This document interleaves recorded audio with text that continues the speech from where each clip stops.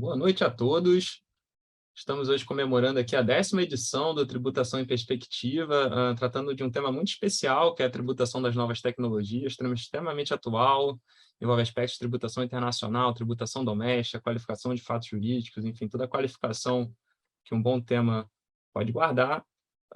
Queria inicialmente registrar aqui o agradecimento à direção do IBET por todo o apoio na realização não só desse evento, mas de todos os eventos de tributação em perspectiva. Eu faço esse agradecimento aqui na pessoa do Paulo de Barros Carvalho, Robson Maia Lins, professor Paulo Aires, Priscila, Neve e a Betânia. O objetivo desse evento é aprofundar o estudo de temas aqui que são abordados na pós-graduação do IBET, a pós-graduação do IBET, que é a maior pós-graduação de direito tributário do Brasil, presente em praticamente todos os estados, tá? Então, é realmente uma alegria também fazer parte do time do IBET. Registrar também um agradecimento ao corpo aí do IBET Rio de Janeiro, o Paulo Souto, a professora Fernanda, Léo, o Lucas e o Janot, toda a equipe aí que atua na pós-graduação do IBET Rio. E aqui, sem mais delongas, eu vou apresentar os nossos palestrantes e palestrantas. E hoje, começando pela Sibeliana, que é especialista pelo IBDT e gerente jurídica do iFood, Luiz Roberto Peroba, que é sócio do Pinheiro Neto, mestre pela PUC São Paulo e coordenador de projetos de pesquisa na Fundação Getúlio Vargas, Tatiane Psitelli, que é doutora e mestre pela USP, professora da pós-graduação, professora da FGV, e uma das mais ativas acadêmicas na área de novas tecnologias, são muitos trabalhos publicados na área, realmente.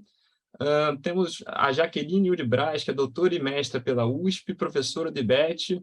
Eu pude acompanhar também a trajetória, um pouco da trajetória da Jaque no doutorado, e posso certificar a excelência ali com que ela conduziu todos os seus estudos na área.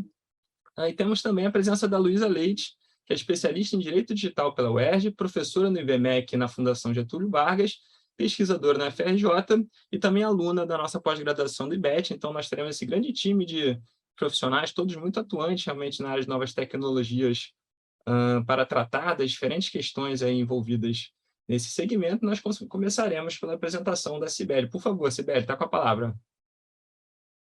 Oi, pessoal, boa noite. Primeiro, quero agradecer o convite do pessoal aqui do IBET, Eduardo, todo o time. É um prazer estar com esse fórum de profissionais que eu admiro muito. Muitos deles, né, o Peroba, a Jaqueline, a Tatiane, já citei-os em diversos artigos meus, então é uma honra estar aqui com eles. E hoje a gente vai falar um pouquinho sobre a responsabilidade tributária dos marketplaces. Vou pedir licença aqui para projetar a minha tela. A gente tem mais ou menos cerca de 15 a 20 minutos para falar desse assunto, então acho que como o assunto ele é polêmico e muito atual, a gente vai fazer um recorte nele, então por isso que eu acho que é importante passar um pouco aqui a agenda para a gente setar mais ou menos o que a gente vai focar na noite de hoje. Então, a gente vai trazer um pouco do contexto, né, relacionado à economia digital e os marketplaces, a responsabilidade dos marketplaces em si, e focado especialmente quando a gente está aqui discutindo o âmbito do ICMS, e aí mais delimitando ainda a nossa discussão para a Lei 8795 aqui do Estado do Rio de Janeiro e a ação direta de inconstitucionalidade que foi proposta diante dessa lei. E aí, por fim, a gente vai tentar discutir um pouco sobre como que a gente consegue lidar com essa questão de combate à sonegação versus uma responsabilidade eventualmente desproporcional. E se tem alguma forma da gente conseguir setar aí um meio do caminho, tá bom? Passando para o contexto sobre economia e a economia digital e os marketplaces, eu acho que é importante falar sobre a internet, né? A internet, que foi o princípio de tudo, ela foi o maior estímulo da economia digital, e para a economia em si, desde a Revolução Industrial, o acesso global e massificado à internet permitiu com que um número maior de empresas atuasse em grandes escalas. E aí, com essa possibilidade de conectar pessoas, de atuar em grandes escalas, de atingir clientes, extrapolando os universos territoriais, surgiram os marketplaces que facilitaram significativamente essa conexão entre fornecedores e consumidores. E aí, esse alcance, ele conseguiu, além de tudo, além de conseguir ampliar as opções de clientes e fornecedores, também reduziu significativamente o custo dessa transação. A gente não vai entrar aqui nessa palestra no mérito de como os marketplaces atuam, a gente tem diversos modelos de marketplaces, a gente vai focar aqui especificamente nos marketplaces que conectam vendedores e consumidores, mas a gente sabe que tem uma gama enorme de possibilidades de intermediações de serviços que a internet possibilitou aí. E aí, quando a gente quando a gente está falando aqui sobre o sucesso e a expansão dos marketplaces, a gente pode dizer que ele não chamou a atenção somente de consumidores e fornecedores, né? Considerando essa relevância econômica dessas operações realizadas, também houve-se uma expansão do potencial de sonegação fiscal do modelo, né? Então, a gente conseguiu trazer muita gente para dentro da internet, muitas opções de negócios, fazendo com que também o modelo de marketplace fosse viável para diversos fornecedores que não cumprissem devidamente as suas obrigações fiscais, o que acabou chamando também a atenção das autoridades fiscais.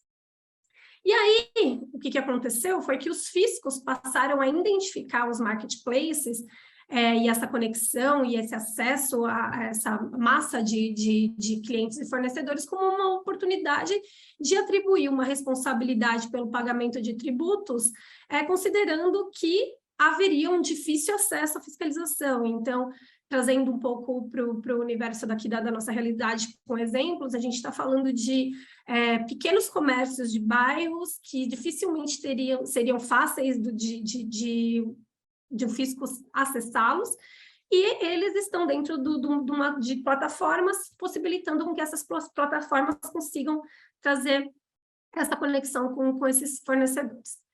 E aí, o que aconteceu foram que alguns estados passaram a aderir legislações de modo a atribuir a responsabilidade pelo pagamento do ICMS a essas intermediadoras, uma vez que elas são as responsáveis por fazer essa conexão, então elas teriam um acesso mais facilitado a esses fornecedores que eventualmente estariam, de fato, sonegando suas obrigações fiscais, sonegando os seus tributos.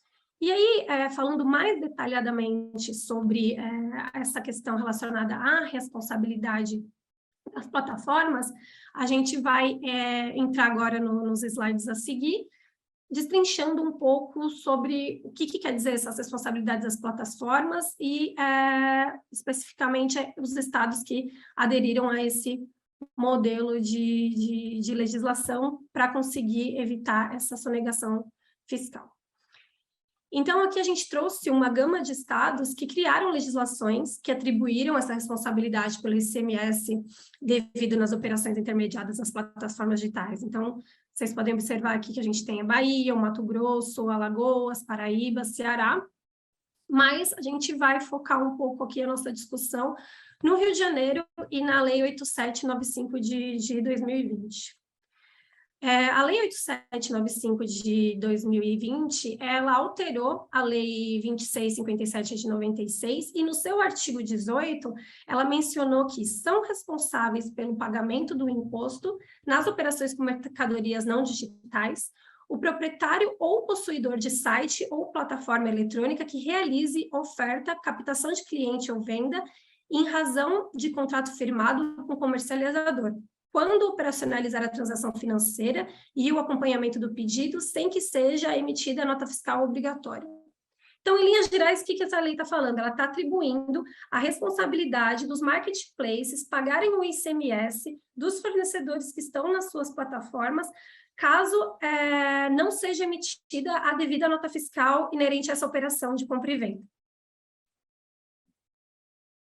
E aí, considerando esse cenário de responsabilização, o ex-deputado estadual Chicão Bulhões, do Partido Novo, ele propôs uma ação direta de inconstitucionalidade diante dessa legislação, basicamente dizendo que essa lei, da forma como ela está, ela viola a legislação estadual, ela também viola a Constituição, especialmente no que se refere a essa atribuição da responsabilidade do imposto para os prestadores de serviço.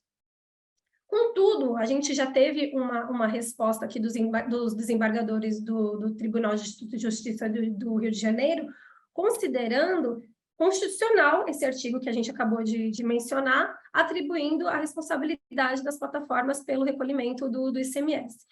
E, segundo a relatora, a Leila Albuquerque, ela entendeu que essa legislação do Rio de Janeiro, ela não viola o dispositivo legal previsto no CTN, uma vez que ela estaria de acordo com o artigo 128, porque a operação do marketplace ela seria vinculada ao fato gerador da respectiva obrigação.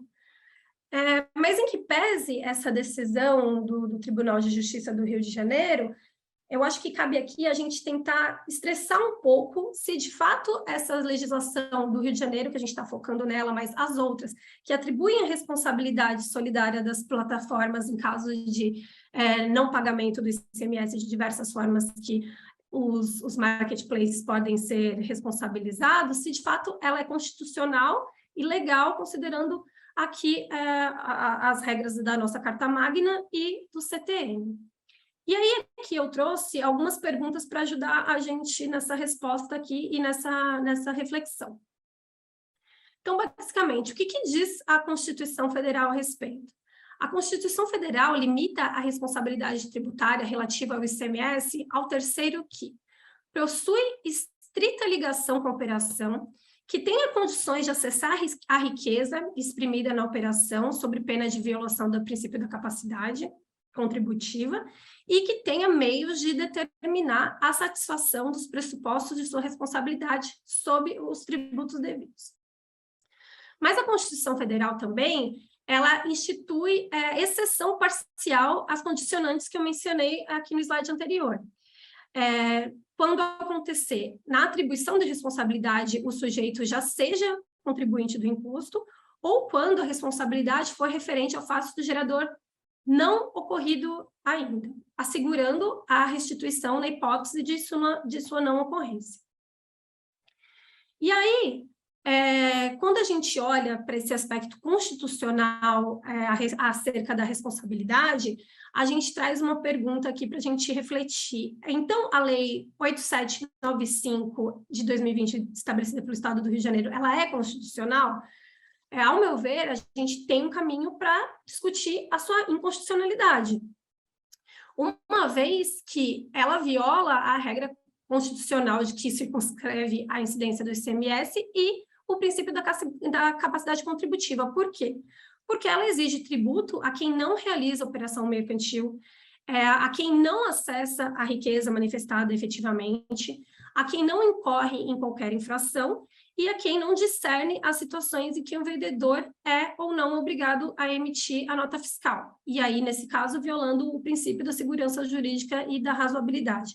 Então, se a gente voltar um pouquinho para o que a gente falou lá no começo, qual que é o papel do marketplace na economia digital, que é basicamente conectar os clientes com os fornecedores, a gente tem aqui uma prestação de serviço de intermediação. Uma prestação de serviço que ela está vinculada à incidência do ISS e não do ICMS. A operação de compra e venda, de fato, se daria entre o fornecedor e o seu cliente. Então, a gente consegue perceber que o marketplace ele não tem acesso a essa riqueza gerada por essa transação. Ele não realiza em si a operação mercantil, a sua atribuição legal aqui está na prestação do serviço de intermediação. E, em muitas ocasiões, a relação entre a emissão da nota fiscal necessária entre o fornecedor e o cliente, ela vai ocorrer posteriormente à relação de intermediação que o marketplace tem com os seus clientes em si, que podem ser tanto os fornecedores quanto os consumidores.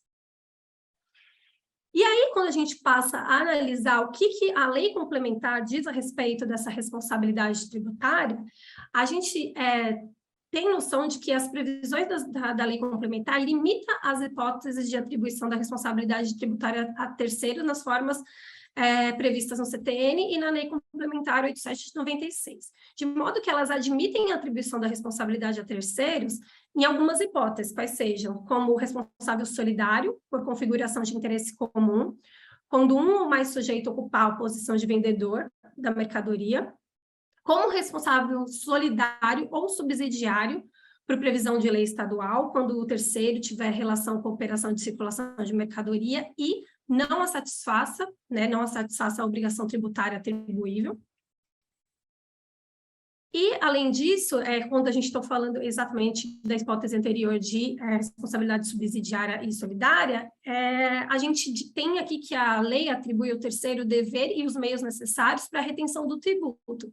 Quando este não o fizer, ou retiver o tributo e não efetuar o respectivo repasse. Ou quando o terceiro ocorrer em infração relacionada a essa operação. E aí, considerando essas previsões estabelecidas na legislação complementar, a gente também traz aqui uma pergunta relacionada a se a legislação do Rio de Janeiro, a 8795, ela pode ser considerada ilegal, e a gente entende que sim.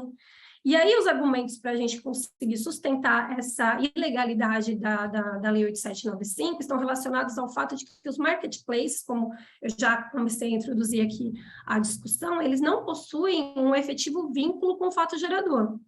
A sua relação é intermediar, como a gente já mencionou, e ela pode ser comparada, em certa medida, até a uma vitrine. Então, as plataformas podem ser comparadas com vitrines, e a prestação desse serviço de intermediação e a comissão atribuída aos marketplaces por essa intermediação, elas podem ser comparadas, em certa medida, até a shopping centers, de modo que, se a gente entender que há um vínculo efetivo com o fato gerador das plataformas, esse vínculo também seria estendido a compra e venda que é realizada não no universo offline, mas no universo online, tal como ocorre no shopping centers.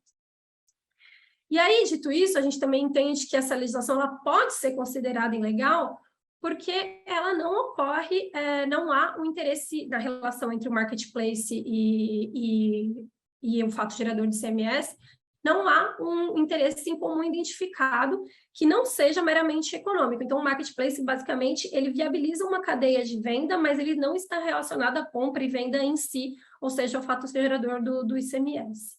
Além disso, a gente também entende que essa legislação ela pode ser considerada ilegal, uma vez que não há descumprimento de dever legal posterior à atuação das operadoras do marketplace, porque muitas das vezes, como eu já mencionei até quando a gente estava discutindo a inconstitucionalidade, os marketplaces não têm qualquer condição de controlar a regularidade dessa emissão fiscal. A gente não tem como ter o acesso a essa emissão de nota fiscal em muitas das ocasiões em que as operações ocorrem nesse universo online. E aí, dito isso, quando a gente, por um acaso, entende pela possibilidade de que essa decisão do TJ do Rio de Janeiro siga como um caráter constitucional e legal e que haja necessidade de aplicação dela, a gente tem aqui impactos extralegais que, eventualmente, os marketplaces terão que enfrentar diante dessa situação. Então, o que a gente entende como o maior impacto aqui seria o aumento significativo do custo de compliance dos marketplaces, de modo até que esse custo seja tamanho que possa inviabilizar o modelo de negócios aqui no Brasil. E aí, uma vez que a gente está inviabilizando a expansão de um negócio que ele tende a crescer e desenvolver, a gente acaba trazendo um impacto negativo que ele pode ser sentido em diversas frentes econômicas. Então, uma vez que esse negócio é inviabilizado, a gente nota que haveria, de fato, uma redução em diversos empregos diretos e indiretos gerados pelos marketplaces, haveria uma redução significativa na arrecadação do ISS pago pela prestação do serviço de intermediação, e, inclusive, a própria arrecadação do ICMS seria comprometida, uma vez que as plataformas elas fomentam diversos outras compras e vendas que, de fato, trazem o recolhimento efetivo do ICMS sem que haja qualquer outro tipo de sonegação ou problemas nesse sentido. Só que dito tudo isso, né, tentei ser rápida considerando o tempo, mas dito tudo isso, e entendendo que há de fato uma preocupação relacionada à sonegação fiscal, como que a gente conseguiria chegar no meio termo? Considerando que é uma justa intenção dos estados em eliminar a sonegação fiscal, é possível que a gente ache uma solução entre ambas as partes que não haja prejuízo para ninguém? E aí a gente tem aqui um documento que a FEComércio encaminhou lá em fevereiro de 2020 para a Conflas, uma proposta alternativa onde haveria somente a responsabilidade solidária das plataformas nos casos de omissão no atendimento à solicitação de informações feitas pelo fisco. Ao tratarmos aqui da responsabilidade somente em casos de omissão da solicitação de informações, a gente tem aqui uma responsabilização que ela até pode ser considerada mais proporcional, numa medida que até a gente consiga enquadrá-la nos artigos 124 e 128 do CTN, porque haveria uma obrigação das plataformas, as plataformas não estariam cumprindo essa obrigação, caso elas não cumpram, aí sim, eventualmente elas poderiam ser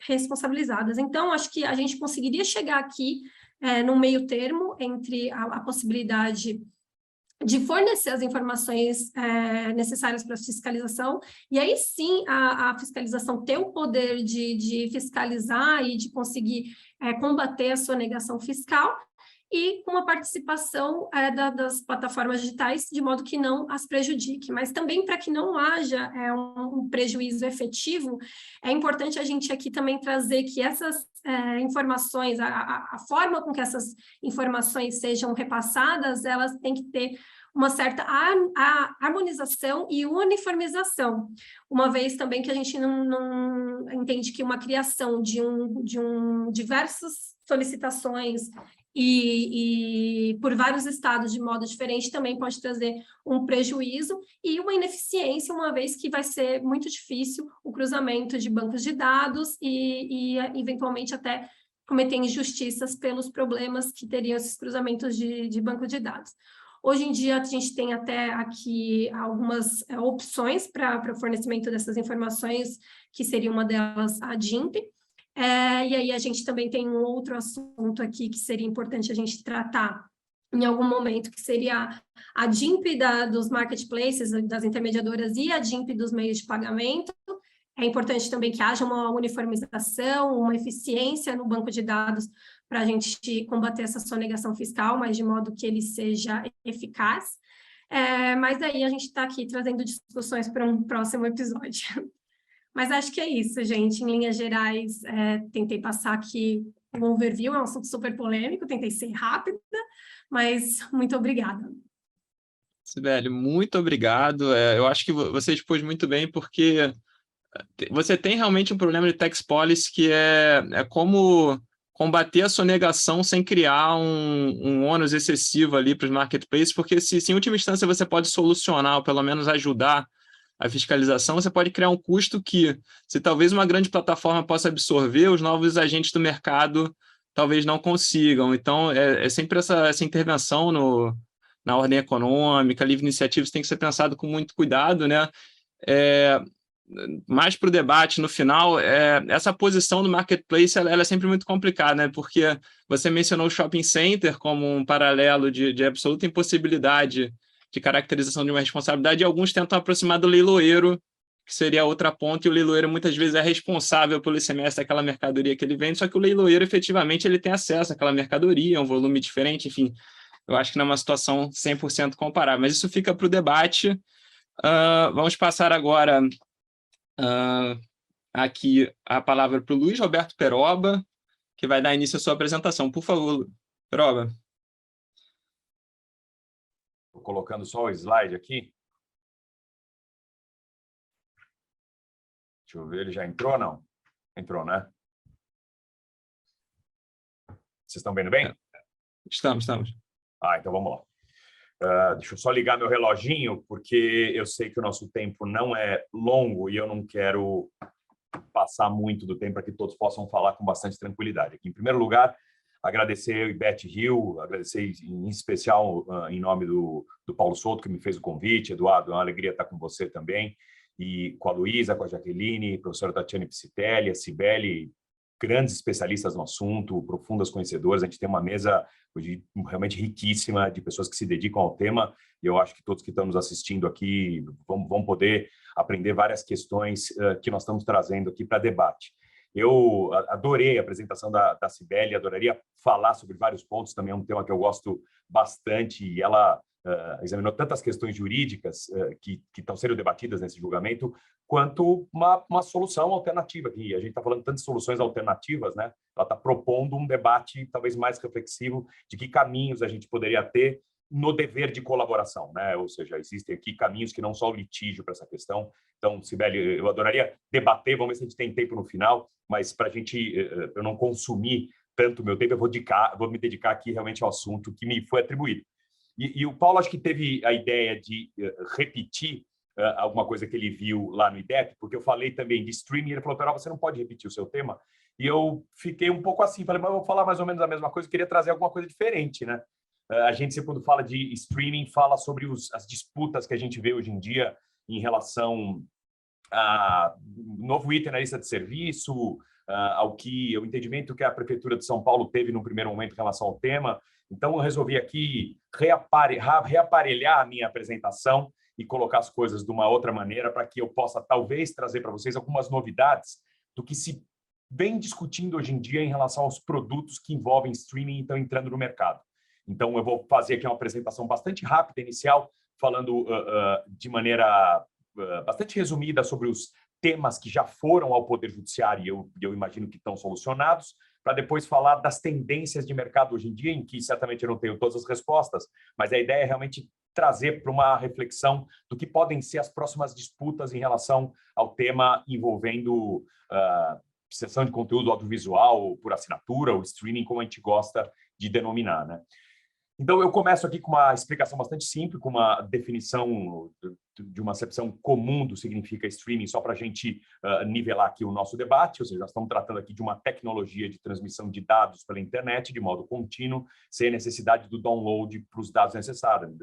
É muito comum que a tecnologia vá evoluindo, então vá permitindo que as empresas explorem determinados produtos e serviços que, no momento inicial, elas não podiam. A gente se lembra muito bem, no início da internet, a gente lidava com o download ainda com muita dificuldade. A partir do momento que o streaming passou a funcionar com o desenvolvimento da tecnologia e mesmo da infraestrutura de telecomunicações, outras coisas vieram à tona, e depois, quando eu for para a parte final aqui da minha exposição, a gente vai poder ver como a tecnologia já avançou um pouco mais e tem permitido com que as empresas façam coisas que, nesse momento inicial em que a gente conheceu o streaming, elas ainda não faziam.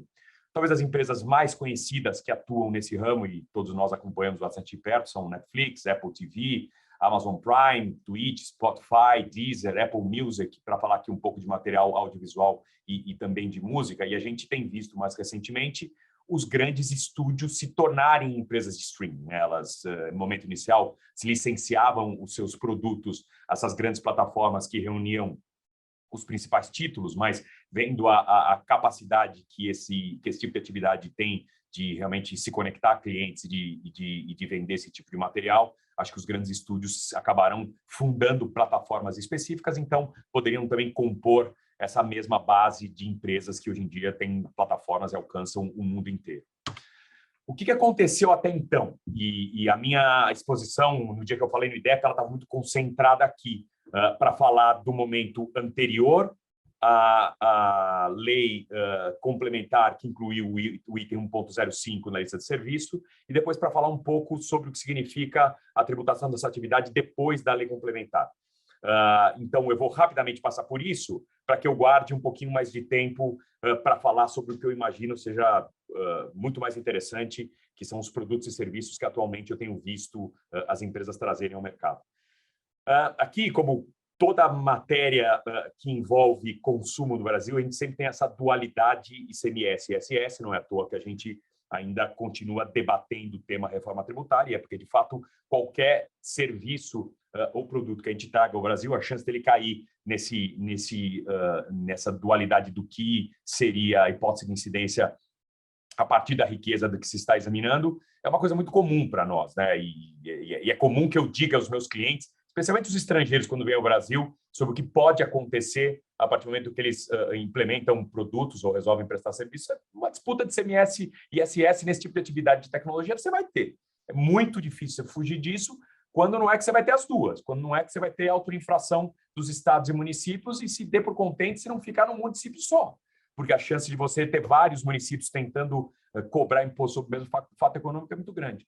Em relação à matéria do streaming, que não é tão antiga, a gente pode ver aqui as primeiras regras a partir de 2006, 2016, no âmbito dos estados, isso não foi diferente. Ou seja, a gente, tanto do ponto de vista do ICMS, passou a ter uma série de normas que inicialmente não falavam de streaming, mas aí começaram a falar expressamente, ou seja, esse primeiro decreto estadual, que foi aquele decreto de São Paulo, que diz que não ia cobrar imposto sobre tributação digital até que a gente tivesse o faturador bem estabelecido nas regras nacionais. Muito embora ele tivesse dito isso e tenha sido uma boa iniciativa do Estado de São Paulo, ele, ao mesmo tempo, reconhece que streaming deveria ser uma matéria tributável.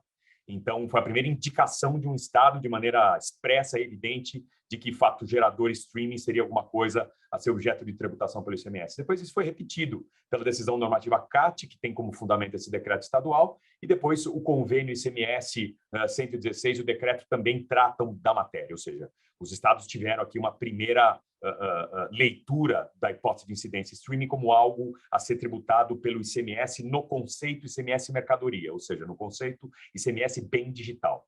Até que, mais recentemente, a gente sabe, depois do julgamento lá da questão dos softwares, o convênio ICMS 106, por consequência daquele julgamento, ele também acabou caindo, ele foi julgado inconstitucional. Na verdade, o Supremo entendeu que ele havia perdido o seu fundamento de validade a partir daquele julgamento do software e ele passou a ser juridicamente ineficaz. Então, com isso, hoje em dia, a gente não tem legislação nem do ponto de vista nacional, nem do ponto de vista local, que permite a tributação do streaming, mas a gente entende que essa matéria já foi examinada pelos estados. Existe aqui uma possibilidade disso, em algum momento, voltar, se os estados conseguirem rediscutir uma possível lei complementar no futuro.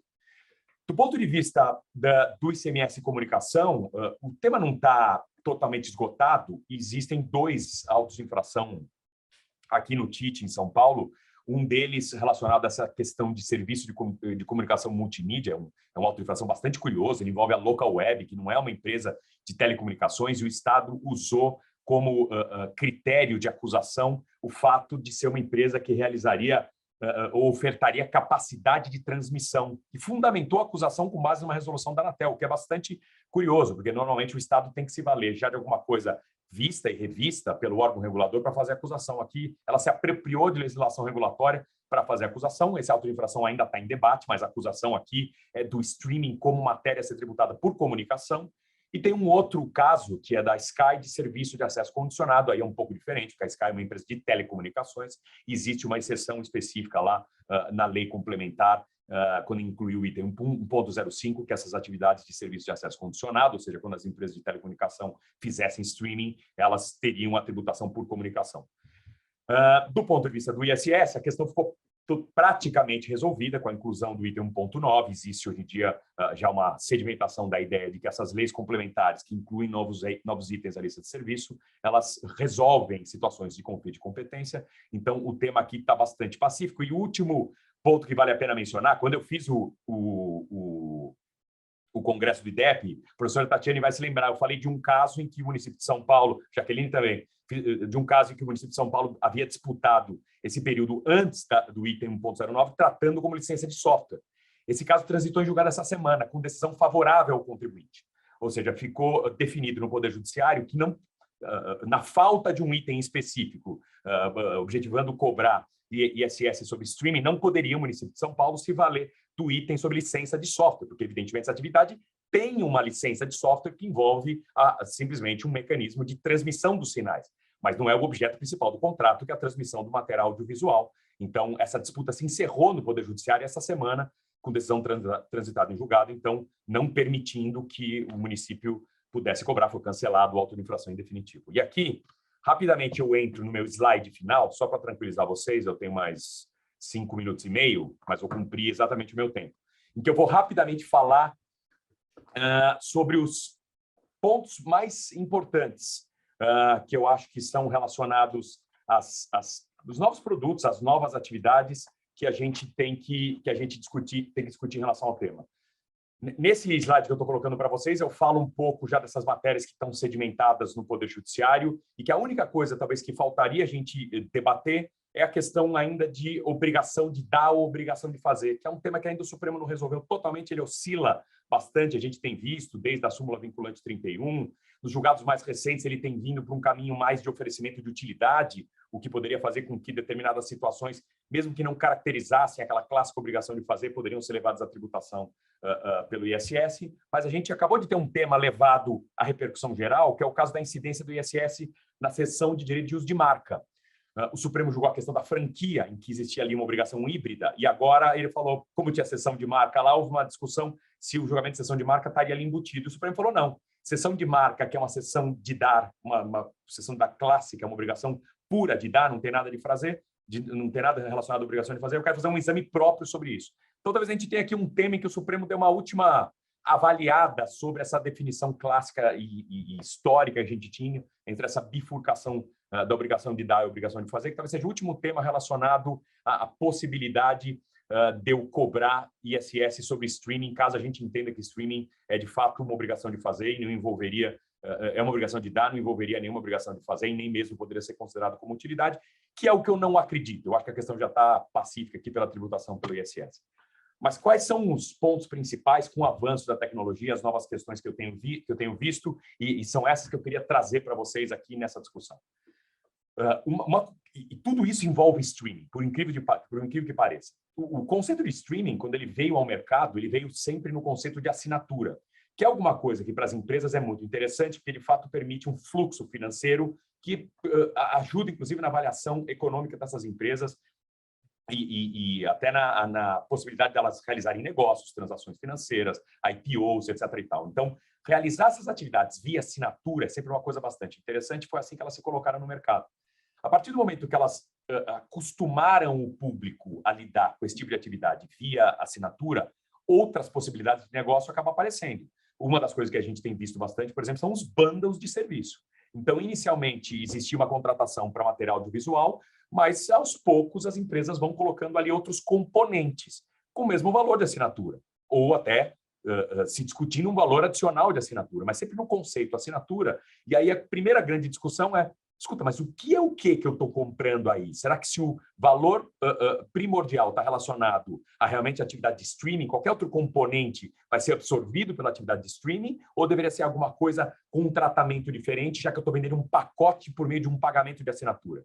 E tem coisas que estão ali relacionadas à atividade de streaming, e às vezes pode ter coisas que não tem nenhuma relação com a atividade de streaming.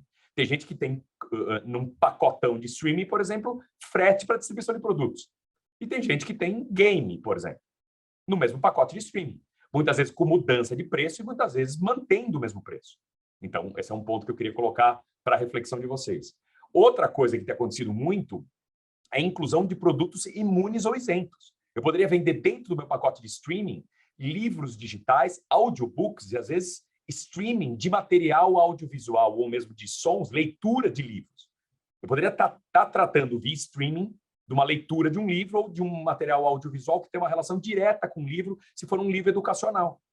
Como eu vou tratar tributariamente dentro desse pacote com pagamento de um preço único? Aí um tema que tem vindo para uma discussão bastante efetiva é essa norma contábil, que é o CPC 47, que obriga as empresas a avaliarem em cada transação de venda exatamente o que tem sido dado ao cliente final. Ou seja, as empresas, se não é que têm obrigação jurídica de fracionar os seus contratos, que é um tema muito comum para a gente discutir no ambiente da economia digital, pelo menos do ponto de vista contábil, ela tem que reconhecer cada uma das pernas desse contrato se ela tiver relevância. Ou seja, se de fato ali dentro daquele pacote o meu consumidor está comprando mais frete do que streaming, eu tenho que reconhecer como receita de frete, porque ele vai estar atrelado a um custo relacionado ao frete. Então, isso é um tema que tem sido bastante discutido na relação das empresas com as auditorias, para que contabilmente elas possam reconhecer as suas receitas de maneira adequada. E aí que vem, talvez, a nossa responsabilidade como advogados ou aqueles que estão envolvidos nesse mundo para saber o seguinte: eu preciso dar os devidos reflexos nos contratos jurídicos? Eu posso permitir que esses contratos tenham um pagamento só por um pacote de atividades ou necessariamente ter que fracionar para que o meu consumidor tenha que enxergar claramente e as hipóteses de incidência estejam claras para receber as devidas tributações? Esse é um tema que hoje em dia é bastante controverso no ambiente da economia digital, especialmente nessa questão relacionada à atividade que envolve a atividade de streaming. Outra coisa é a variação nas cobranças. Inicialmente, estava todo mundo muito acostumado aos pagamentos mensais. Esses pagamentos, em algumas situações, eles passaram a ser semestrais, em algumas situações, anuais. Em outras situações, eles podem ser gratuitos, com publicidade paga pelas empresas que estão realizando publicidades. E, mais recentemente, a gente tem visto empresas, especialmente naquelas situações onde a gente distribui o IP para vários da família, a gente compra um pacote de assinatura e fala: não, o filho usa, a mãe usa, o tio usa, um amigo que mora no exterior usa. As empresas estão começando a cobrar multa por esses valores acima do número de licenças. E aí vem uma grande discussão: mas qual a natureza jurídica dessa multa?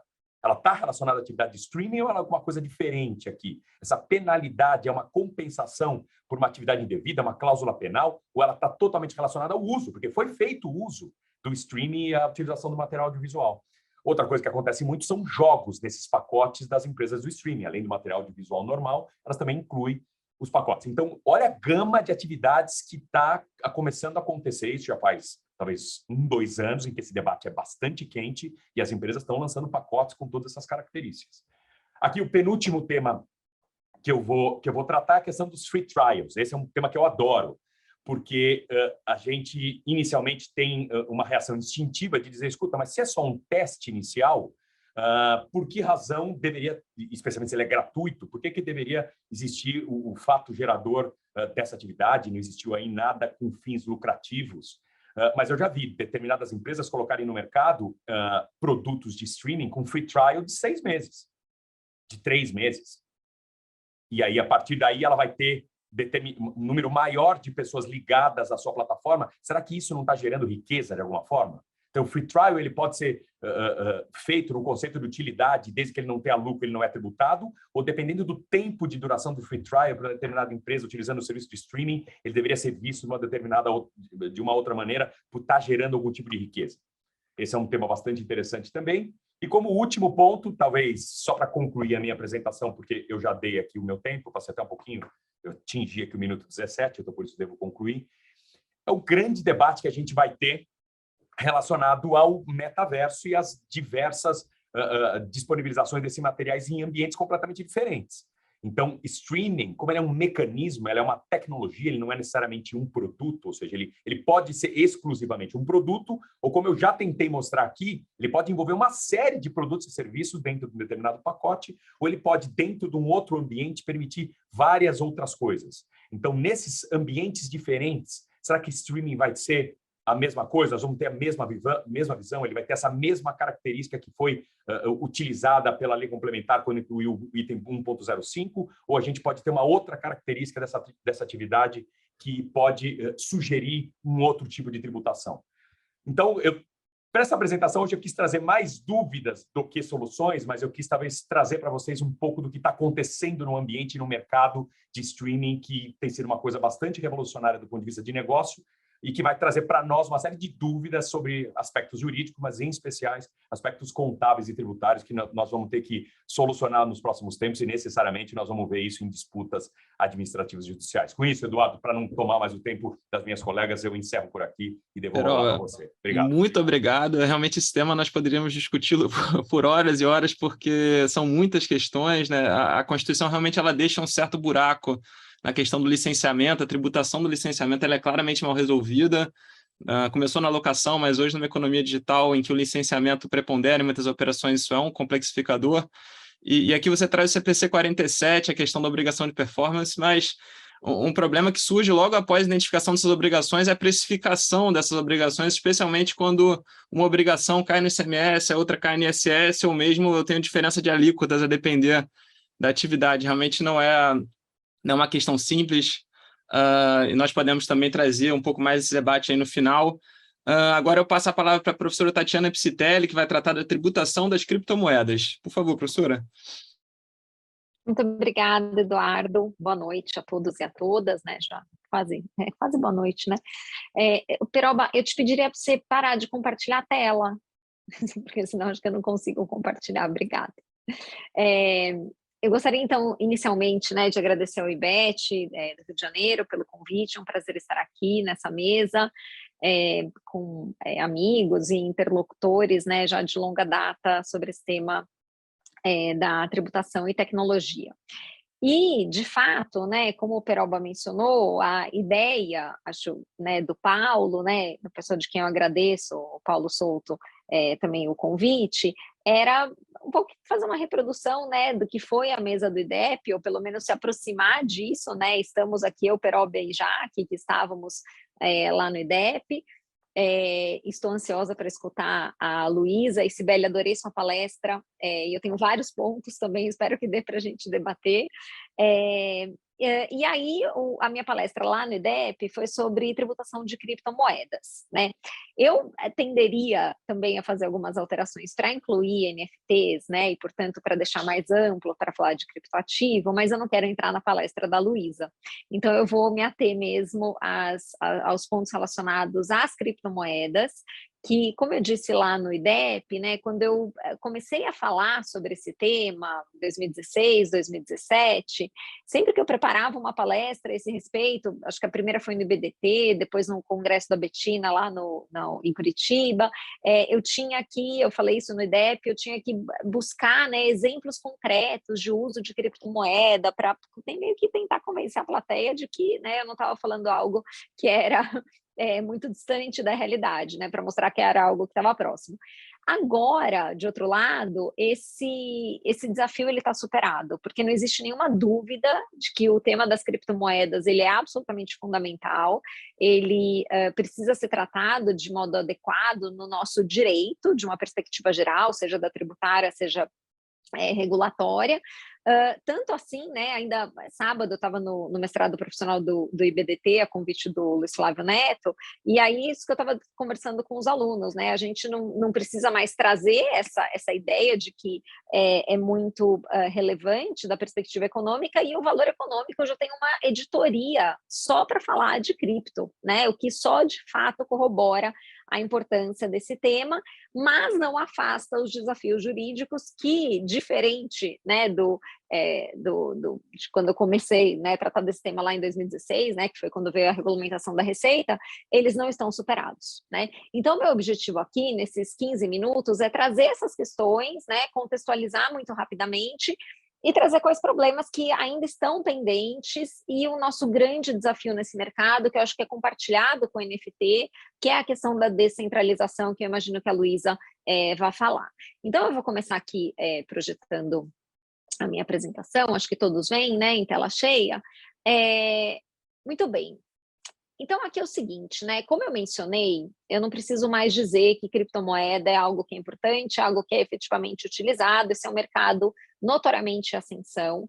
A gente tem esses dados de 2021 que foram compilados pela Ambima, mostrando que 4,3 milhões de brasileiros investiram em criptomoedas em 2021, o dobro de 2020. E 300 bilhões foram negociados em exchanges até dezembro de 2021. Isso equivale a metade dos 600 bilhões movimentados em ações, fundos e outros, e 27% do valor depositado em cadernetas de poupança. Então, de fato, é algo que é irrefutável, né? A importância, a capacidade econômica, consequentemente, a capacidade contributiva desse mercado. Ao lado disso, gente, nós não temos, né, como eu mencionei, muita certeza jurídica em torno da tributação mesmo, né? Porque o que a gente sabe, né, da tributação e da regulação? Em primeiro lugar, nós sabemos que as moedas virtuais não são moedas eletrônicas, né? Então, o Bacen reconhece expressamente que as moedas virtuais elas estão além do seu escopo de atuação. Isso está no comunicado de 2017, um comunicado este, inclusive, em que o Bacen diz: eu não recomendo que vocês, né, que os cidadãos façam operações com criptomoedas, porque vocês podem cair em esquemas fraudulentos. E ao lado disso, ao mesmo tempo, né, em que vem o Bacen e diz, olha, não tenho nada a ver com isso, e na sequência a CVM faz a mesma coisa, né, para dizer que não se trata de um valor mobiliário, ao mesmo tempo vem a Receita Federal e fala assim, bem, mas eu estou vendo que tem um mercado aqui relevante, eu sei que as pessoas estão transacionando com criptomoedas, então eu não vou deixar essa tributação escapar. Então, existe o dever de declarar a propriedade, a titularidade da criptomoeda, e agora isso vale para os criptoativos no geral, né, os NFTs, como a Luísa deve dizer, e, além disso, recolher o imposto de renda sobre ganho de capital na hipótese de alienação com lucro.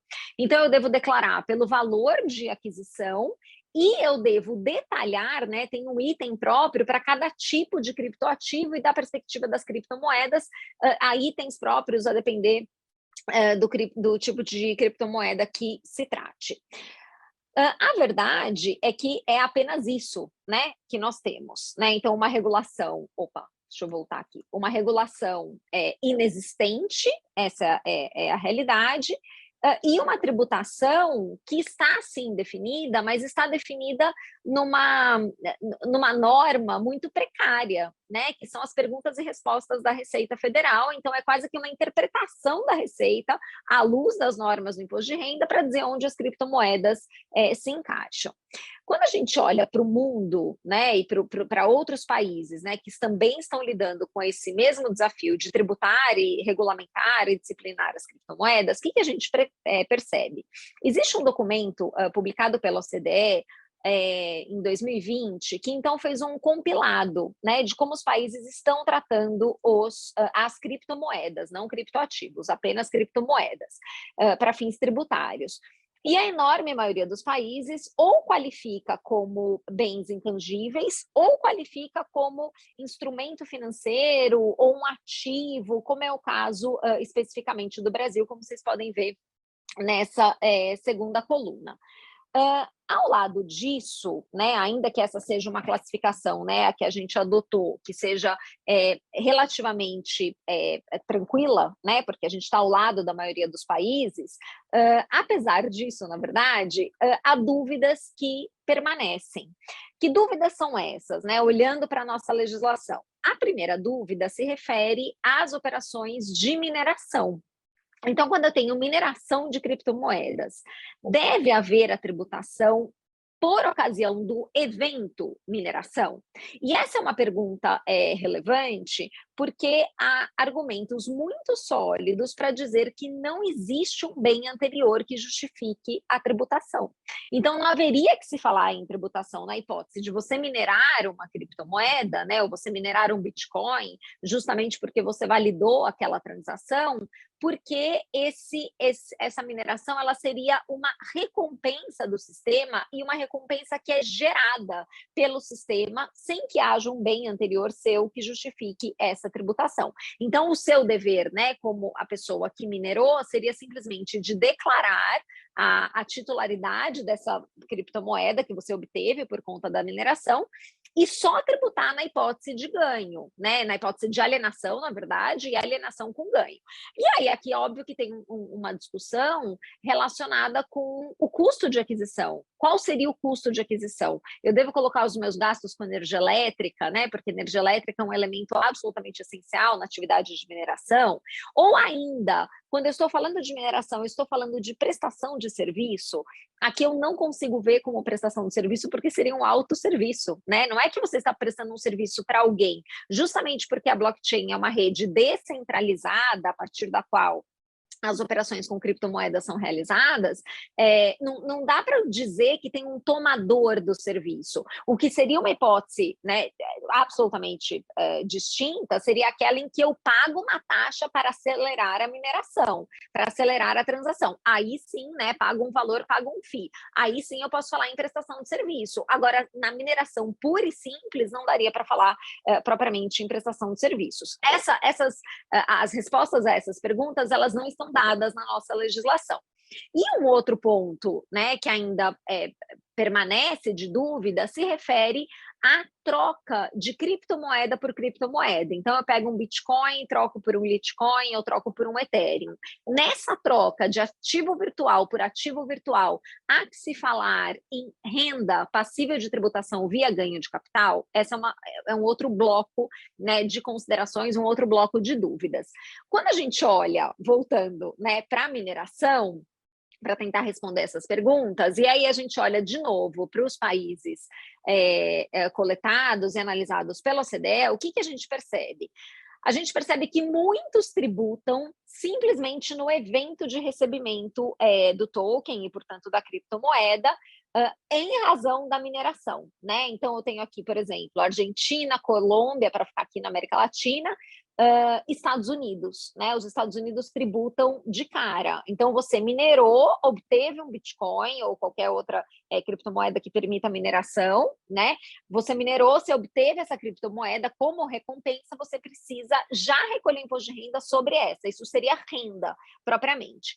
Outros países tributam no primeiro momento de disposição, que seria na hipótese de realização da renda. Aí a gente nem falaria se eu estou trocando, né, essa cripto que eu minerei por outra cripto ou não. O fato é, você dispôs daquele bem, então você teria que tributar. Aqui estão Croácia, República Tcheca, Dinamarca, França e outros. E aí você tem um outro bloco aqui, né, uma outra coluna com soluções diferentes, né?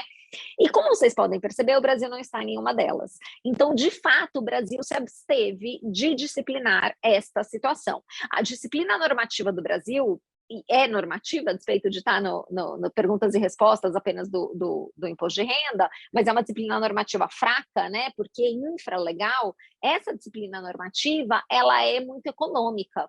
Ela só vai falar do ganho de capital na hipótese de alienação de criptoativo no geral e de criptomoedas em específico. Ela não trata de muitos detalhes. E aí, justamente por isso, é que a gente tem, então, esse debate da troca de cripto por cripto. E aí, o que aconteceu, né? Voltando, né, alguns anos, de novo, quando eu comecei a falar desse tema, desde sempre eu falei, eu tenho até um texto escrito nesse sentido, não há a possibilidade de se tributar pelo imposto de renda e, portanto, né, você ter que apurar ganho de capital se você trocar uma criptomoeda por outra criptomoeda. Essa seria uma operação de permuta em que não há ainda a realização da renda. E por que não há realização da renda? Justamente porque eu não verti esse meu ativo para algo físico, né? Eu continuo nesse ambiente virtual.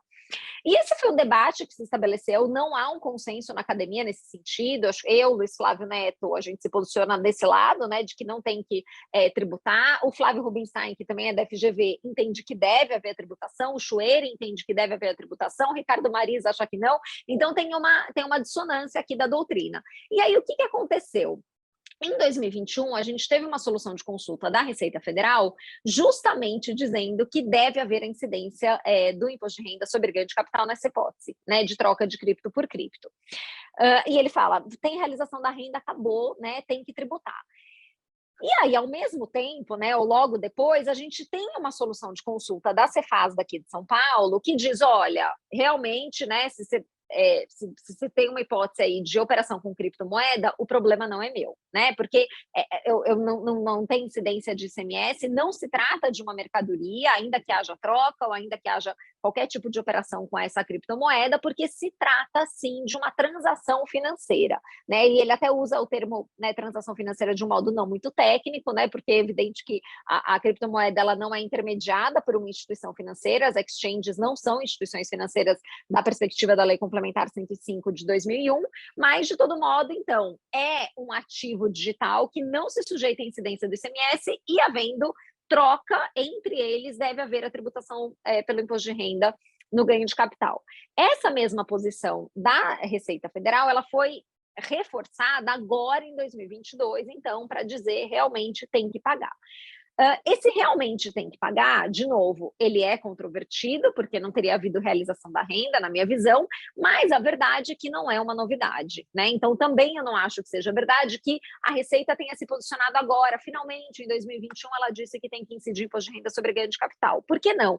Porque, a bem da verdade, gente, isso já estava na Instrução Normativa 1888 de 2019, que foi a norma que disciplinou os deveres instrumentais das exchanges e das pessoas físicas que realizam operação com criptomoedas.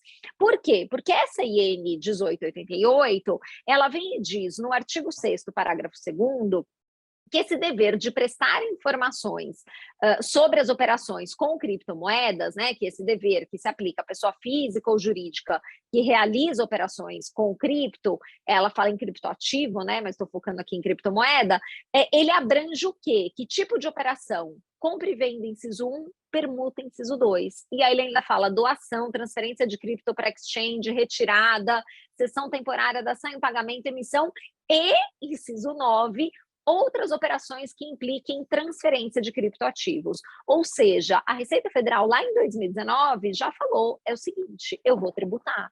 Porque se eu quero essa informação, é justamente para verificar se está havendo correto recolhimento do imposto de renda nesse caso. Agora, a despeito disso, né, então desde 2019, na minha opinião, a gente já tinha essa certeza que a Receita ia tributar, sem dúvida nenhuma, porque senão ela não pediria informação. A despeito disso, a forma de tributação, ela ainda traz muita insegurança. Porque tudo bem, eu tenho que tributar pelo ganho de capital, então eu tenho que considerar qual é o valor de aquisição e qual é o valor que eu estou vendendo agora. Vamos considerar que se eu estou falando de criptomoeda, eu estou falando de um bem fungível, né? Diferente dos NFTs que a gente vai ver logo mais com a Luísa, as criptomoedas, elas são intercambiáveis, né? E aí, vamos dizer que eu tenha 20 bitcoins, qual é a referência, qual é o valor de aquisição que eu devo considerar como referência para a apuração do meu ganho de capital, do meu primeiro Bitcoin ou do último? Eu tenho que fazer uma média? Como que isso funcionaria? A gente pode se apropriar de outras formas, né, de outras tributações existentes já no direito brasileiro para apurar esse ganho de capital, mas a verdade é que a gente não tem uma determinação adequada e precisa da Receita Federal nesse sentido, né? Então, é como se a Receita dissesse, eu vou tributar e dá margem para uma eventual autuação, uma eventual cobrança do imposto de renda nesse sentido, ela ser calcada simplesmente na compreensão do que a Receita entende que é melhor para ela, da perspectiva da administração tributária, justamente porque a gente não tem essa segurança. De todo modo, quando a gente volta para o relatório da OCDE, o que a gente percebe? A gente percebe que a enorme maioria dos países tributa tudo, né? Então, nesse encontro de todos os conjuntos, a gente tem o Brasil, né? Então, o que tributa? Troca de criptomoeda por moeda de curso forçado, troca de criptomoeda por bens e serviços, troca de cripto por cripto, e aí mostra, né, que de fato a gente está no caminho semelhante a diversos outros países. Aqui que estão do lado de fora, só por curiosidade, são os países que não tributam, né? Portugal, Holanda, Itália, são países que optaram por não tributar, né? Estão sendo conhecidos como esses paraísos fiscais para fins de criptomoedas. De todo modo, gente, ainda que a gente tenha esse consenso, vamos dizer assim, né, internacional, no sentido de que essas operações são operações que sim devem ser tributadas, eu já estou terminando esse meu último slide, a verdade é que a gente tem com todo mundo um desafio que é um desafio compartilhado, que é o fato de que essas operações elas ocorrem num ambiente descentralizado. E justamente porque ocorrem num ambiente descentralizado, a fiscalização ela é muito difícil, porque ela depende basicamente da vontade do contribuinte em prestar as informações e possibilitar que ele seja fiscalizado. O que a Receita fez no Brasil foi uma tentativa de transferir para as exchanges esse dever de declarar, de informar quem são as pessoas que estão fazendo operações com criptomoedas, de modo que a Receita consiga, a partir da informação das exchanges, então realizar essa fiscalização. O que a Receita faz, então, na verdade, é uma equiparação entre exchanges e instituições financeiras, uma equiparação que é absolutamente indevida, que não tem fundamento legal. Como eu mencionei, a Lei Complementar 105 não é aplicável às exchanges, elas não são instituições financeiras, pelo menos até que a gente tenha uma disciplina normativa específica nesse sentido, elas não são, e qualquer tentativa da Receita de determinar que haja envio de informações pessoais dos contribuintes e envio de informações relativas a operações realizadas com criptomoedas, essa tentativa da Receita seria inconstitucional, porque não tem fundamento legal. A ausência de fundamento legal faz com que esses deveres instituídos pela Instrução Normativa 1888 eles sejam absolutamente inconstitucionais. De todo modo, sendo esse um desafio compartilhado, a OCDE recentemente lançou uma consulta pública exatamente para tentar colher sugestões para a elaboração de um modelo de troca de informações entre jurisdições em torno das operações realizadas com criptomoedas. Seria algo semelhante ao CRS, né, que surgiu no contexto do fim da era do sigilo bancário em 2009, como a OCDE declarou, e essa ampla troca de informações entre instituições financeiras que nós temos hoje no mundo todo, né, entre diversas jurisdições, né, que trocam informações a partir também das autoridades tributárias. A verdade é que a gente não tem ainda uma solução, né, uma posição da OCDE nesse sentido, mas a minha sensação é de que cumprir com esse desafio será bastante mais difícil do que foi com as instituições financeiras, com essa queda do sigilo bancário, na medida em que as operações elas seguem sendo realizadas no ambiente descentralizado. Então, essas eram as minhas considerações, muito rápidas, né, para ficar no tempo. Eu nem sei, eu acho que talvez eu tenha ultrapassado um pouquinho, peço desculpas, e fico à disposição de todos e todas para o debate. Muito obrigada. Tatiane, muito obrigado pela apresentação. Mais uma vez aqui, nós saímos com dúvidas, né? Realmente é um tema que no começo as autoridades, Banco Central, Receita Federal, de certa forma, se negaram a abordar, e a Receita uma hora tomou uma atitude, né, realmente dizendo, olha, no mínimo, o ganho de capital existe. O problema da permuta é um problema sério, porque ele gera uma dificuldade transacional com as criptomoedas, e bem, na verdade, o que eu vejo acontecendo na prática é que muitas pessoas físicas acabam por constituir offshore no exterior. Nós não temos um CFC de pessoa física e opera com criptomoeda no exterior, e aí você tem realmente um diferimento absoluto ali desses ganhos, que é justamente o que a Receita gostaria de evitar. Tem muitos temas aqui para discutir com relação a esse assunto, nós retomaremos nos debates, mas em função do tempo, eu já passo a palavra para a Jaqueline Maier, dar início à sua palestra. Por favor, Jaque. Muito obrigada, Eduardo. Vou compartilhar aqui com vocês também a minha tela, mas antes eu gostaria de agradecer o convite que me foi formulado pelo professor Paulo. Gostaria também de agradecer, né, ao IBET, em nome do professor Paulo Aires, da Priscila, do PBC, enfim. E é um prazer falar sobre esse tema. Como o Peroba e a Tati disseram, a gente esteve juntos no congresso do IDEP, e eu falei também a respeito da tributação no metaverso lá. Então, eu também pensei em algumas coisas para diferenciar um pouco aquilo que eu falei lá do que eu vou trazer para vocês aqui hoje. E aí eu pensei em dar um enfoque, como o próprio Eduardo disse no início, né, bastante voltado ali para a especialização e para a forma como esses temas podem aparecer na especialização, especialmente em monografias, enfim, que são mais comuns, né? Essas discussões elas aparecem pontualmente aí ao longo dos seminários, da especialização, mas nas monografias elas têm aparecido, eu como orientadora posso dizer que elas aparecem com bastante frequência. Bom, então eu vou falar, né, desse tema relacionado à tributação das operações ocorridas no metaverso. Para começar, né, é importante estabelecer qual é o caminho que eu vou percorrer para tratar desse tema. Então eu vou falar para vocês, né, do que seja o metaverso, quais são as formas de investimento no metaverso, como os negócios jurídicos celebrados no metaverso poderiam ser tributados e as dificuldades que existem para tributar esses negócios jurídicos celebrados no metaverso. Bom, como eu falei lá no IDEP, eu até pesquisei novamente, mas não achei definições melhores do que a da professora Tatiane, que ela trouxe numa palestra que eu a vi proferindo em Belém. O metaverso ele pode ser visto como uma realidade centralizada, como experiência virtual coletiva. né? Esse tema, na verdade, esse nome, ele advém da fusão de duas expressões, meta e universo. Na verdade, meta quer dizer transcendente, aquilo que transcende, e verse de universe, ou seja, um universo que transcende, né, a nossa realidade. E por isso, então, né, essa experiência virtual aí coletiva.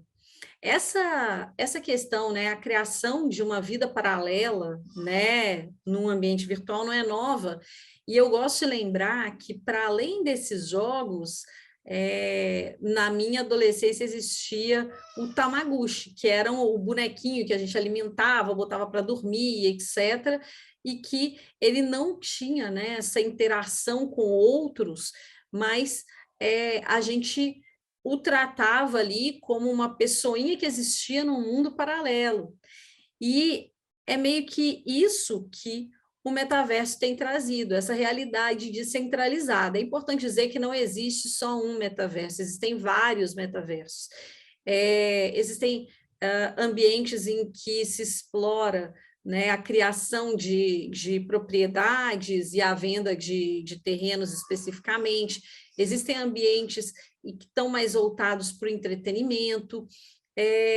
Então, existem vários metaversos, alguns deles se comunicam, outros não.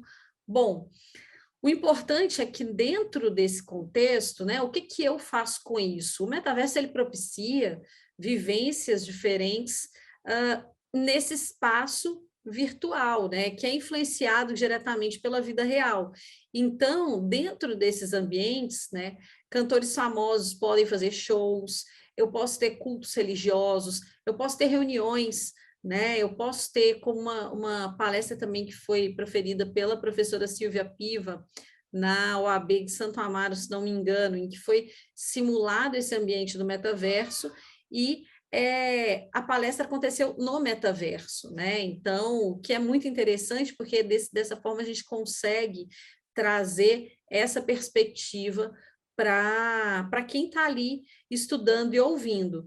Bom, dentro desses metaversos, é possível trabalhar, conversar, ter bens digitais ali dentro, né? Bens materiais online, e aí a gente começa a se perguntar, dentro dessa perspectiva, né, em que há possibilidade de efetuar diversas transações nesse contexto, seria o metaverso uma espécie de marketplace, um grande marketplace, né? Essa é uma questão que ainda vai ser enfrentada com mais profundidade nos próximos meses, nos próximos anos, porque ainda é uma realidade muito distante para alguns, e para outros, uma realidade que, apesar de não distante, começa a ser explorada, ou começou a ser explorada bastante recentemente. Várias marcas estão no metaverso e já buscam, né, a exploração do metaverso como uma forma de divulgação não só da imagem, mas também de criação de valor nesse novo ambiente. Então, é óbvio que o Facebook, né, a partir do momento que se tornou Meta, é a mais famosa, mas a gente também tem outras marcas como a Tiffany, a Nike, a Gucci, a própria Disney e a Microsoft, que já exploram esse espaço com bastante afinco. Então, é bastante comum, né, a gente ser informado de que lançamento de determinados itens vai ser feito no metaverso, ou que vai haver um desfile, né, de determinadas marcas no metaverso para lançar uma nova coleção de roupinhas que você pode comprar para o seu avatar, que está lá no metaverso, enfim. Bom, mas quais são as formas que nós temos de investir no metaverso? Ou seja, de atribuir valor a determinados bens e, consequentemente, talvez obter valor em transações posteriores. Eu posso comprar ações de empresas que investem no metaverso, como essas que eu mencionei anteriormente. Eu posso adquirir terrenos virtuais dentro do metaverso. Eu posso comprar tokens, né? E posso ainda ter fundos de investimento ou transacionar com criptomoedas dentro desse contexto. A grande questão que surge é que, para fins de tributação, estamos diante da discussão sobre a tributação de bens digitais, né? Estamos falando de bens que são ali criados naquele contexto do metaverso, ou que geram valor dentro do contexto do metaverso. Dentro dessa discussão, né, é bastante comum a gente falar sobre ICMS e ISS, a gente já discute muito essa questão, mas isso também pode gerar impacto relacionados a impostos sobre a propriedade, sobre transferência de propriedade de bens, e ainda sobre tributação da receita oferida nesse contexto, da renda oferida nesse contexto, e se seed royalties incidiria, né, sobre essas transações. Bom, pensando justamente, né, em como a gente estrutura o raciocínio dentro da especialização do IBET, dentro do próprio mestrado do IBET, quando a gente está falando de bens digitais, a gente tem duas tarefas a serem desempenhadas. A primeira é verificar a materialidade dos tributos, ou seja, verificar ali, especialmente, o critério material da regra matriz de incidência tributária desses tributos, né? E não é só dizer que, com base no artigo 155, inciso 2, o ICMS teria como critério material realizar operação relativa à circulação de mercadoria. É preciso entender o que é circulação, o que é operação, na verdade, o que é circulação e o que é mercadoria, para que eu possa dizer se as operações a que eu me referi anteriormente, elas se subsomem ou não, né, a essa regra matriz de incidência tributária. E aí, nesse contexto, quando eu estou falando especialmente do ICMS, né, um exemplo que é bom ter-se em mente essas marcas que eu mencionei, como a Tiffany, como a Nike, elas estão ali no metaverso, né, a Gucci, para, além de funcionar como um ambiente de difusão da imagem dessas companhias, também vender, né, as roupinhas ali para os avatares, os acessórios para os avatares, né? Nessa venda de roupinhas e acessórios, por exemplo, se eu vou a uma loja física da Nike, inegavelmente adquiro uma roupa, um acessório, um tênis, inegavelmente eu tenho incidência do ICMS. A gente não tem dúvida, né? E a gente diz com muita clareza que nessa operação há aquela circulação de mercadoria que caracteriza a incidência do ICMS. Quando eu estou falando, né, de bens digitais, da aquisição dessas roupinhas para esses avatares, há a incidência do ICMS. E aí, por quê? Porque quando eu classifico e eu qualifico o que seja a operação de circulação de mercadoria, do exemplo do ICMS, eu preciso verificar ainda se houve uma mutação constitucional desse conceito, né? E qual é a posição recente adotada pelo STF a respeito? Porque quem pode dizer se um conceito constitucional foi alterado ou não é o STF. Então, a análise dos julgados proferidos pelo STF ao longo do tempo, né, até para chegar na posição predominante hoje, é extremamente relevante para definir ou não a incidência desses tributos. Então, voltando ao ICMS, a grande questão é: a mercadoria continua sendo apenas um bem corpóreo? A circulação nesse contexto do metaverso, né? Ou não, o STF alterou essa definição e mercadoria pode ser considerada, então, um bem corpóreo, né? O STF alterou isso ao longo dos anos. E aí, além de verificar se o bem digital se subsome ao conceito de mercadoria, eu também tenho que verificar se essas transações no metaverso, se elas constituem circulação tributável pelo ICMS. Da mesma forma, quando eu falo de ISS, eu tenho que analisar, serviço continua sendo um fazer humano ou não? A alteração desse conceito foi feita ao longo dos anos pelo STF. Se sim, há prestação de serviço, né, então tributável por esse imposto, nesse contexto do metaverso, quando, por exemplo, eu adquiro uma determinada mão de obra para construção ou para instalação de determinados bens na minha casinha, lá no contexto do metaverso. E aí, falando da casinha, quando eu adquiro, né, essa casa dentro do metaverso, ou terreno dentro do metaverso, eu vou ter incidência dos tributos sobre a propriedade? Né? A propriedade, ela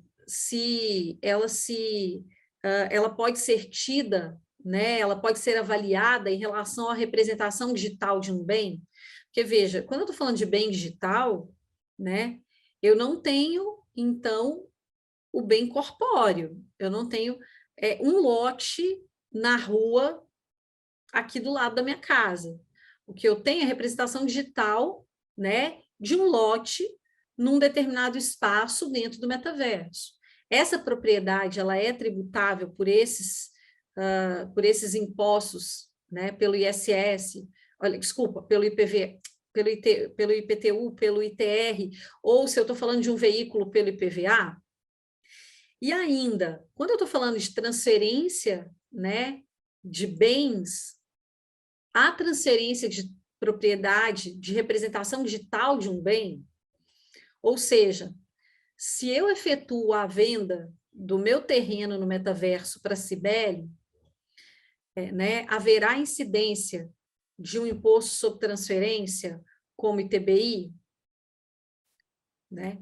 Ou ainda, se eu recebo a doação de um lote, haverá incidência dentro do metaverso, né? Haverá incidência do ITCMD, né? É esse o questionamento. Essa transferência da propriedade desses dois impostos, ela se aplica quando eu estou falando da representação digital de um bem que está lá no metaverso? Eu ainda tenho questões relacionadas à tributação da receita e da renda, e aí é importante notar que essas transações dentro do contexto do metaverso, elas são realizadas em criptomoedas. E aí a gente retoma todas as discussões trazidas pela professora Tatiane anteriormente, né? Essa renda, né, ela é aquele acréscimo patrimonial, né? Há acréscimo patrimonial nessa perspectiva, e ainda, né, a receita, conforme definido no CPC 30, né, a geração de receita.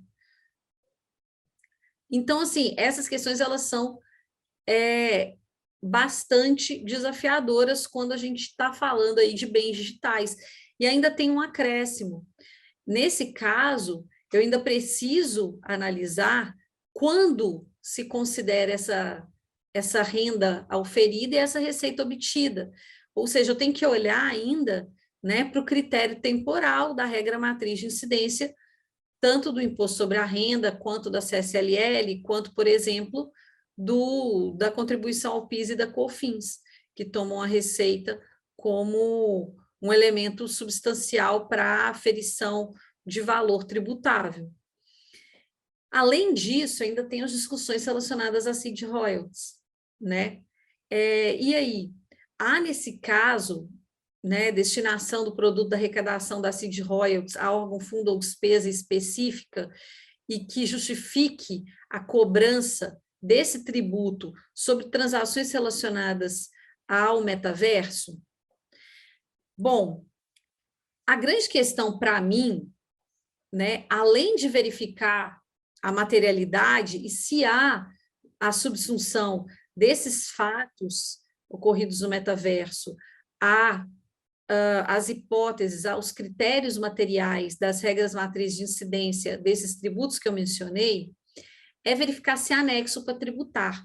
Quando eu falo de nexo, eu estou olhando, né, para a possibilidade de os entes políticos, né, instituírem tributo sobre determinados fatos e fatos ocorridos no metaverso, né? Em que hipóteses eu teria competência do município X e não do município Y, né, para instituir, por exemplo, o IPTU, ou o ISS, ou ainda do estado A, em detrimento do estado B, para cobrança de ICMS nesse contexto, ou ainda, qual seria, né, a hipótese que determinaria a possibilidade de um estado em detrimento do outro cobrar o ITCMD, ou de um município em detrimento do outro cobrar o ITBI. Então, essas questões, elas são muito relevantes, e é para determinar, né, se há ou não, ultrapassando essa primeira barreira, que é a discussão da materialidade, se há ou não a possibilidade de esses entes instituírem esses tributos, eu tenho que olhar para essas questões. Anexo para tributar? Ou seja, né, eu olho para o critério espacial da regra matriz de incidência desses tributos e verifico se eles são capazes ou não de alcançar essas transações ocorridas dentro do metaverso.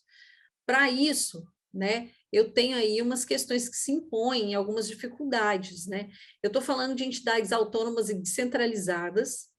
A partir do momento que eu tenho essas entidades descentralizadas, eu tenho bastante dificuldade de determinar onde essas operações ocorrem. Além disso, né, o uso desses instrumentos relacionados à internet, eles promovem já, normalmente, a descentralização das informações. Eu precisaria verificar como alcançar determinada operação. O IP é um critério? Não, o IP não é um critério, porque eu posso ter uma operação de uma pessoa que está aqui no Brasil, mas que tem o IP vinculado a um outro país. E aí, como é que eu faço para alcançar essa operação? Além disso, eu tenho ainda plataformas que trabalham com metadados, que dificultam ainda o alcance dessas operações. E eu preciso sempre caracterizar essas atividades conforme a legislação vigente. Então, é por essa razão que a gente volta e repensa, né? Qual é o critério material? Esse critério material é capaz de alcançar essas operações no metaverso? Se sim, ok, passamos para a fase 2. Tá bom, eles são capazes, mas quem seria o ente competente para tributar essas situações? E me parece que essa é a grande questão que se insurge.